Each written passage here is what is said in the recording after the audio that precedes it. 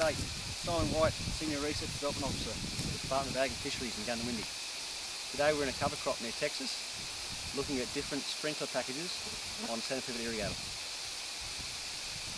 First of all, I'll show you the S3000s. They're a spinner type sprinkler. Obviously it rotates as it throws the water out, has a bigger wetter pattern than the standard static plates, which I'll show you next. So here we have Nelson D3000 static plates. As you can see, and as the name suggests, they're a static plate. The base plate doesn't spin at all. And as the water comes out, it's projected out in individual streamlets. One of the issues with the D3000 is it has the highest instantaneous application rate. And what I mean by that is all the water is directed out on these streamlets to just a small part of the overall wetted circle.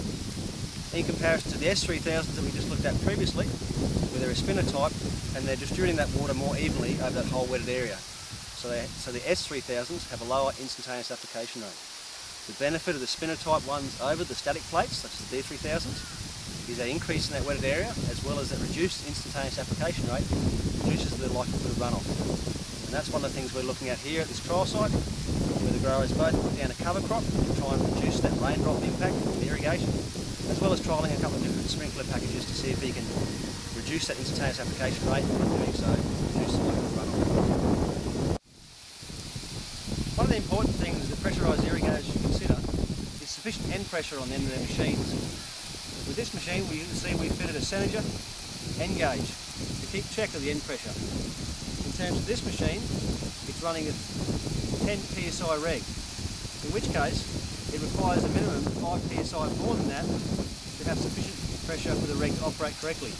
And as you can see, the gauge is now running at 15 psi, which is the appropriate pressure for a 10 psi reg.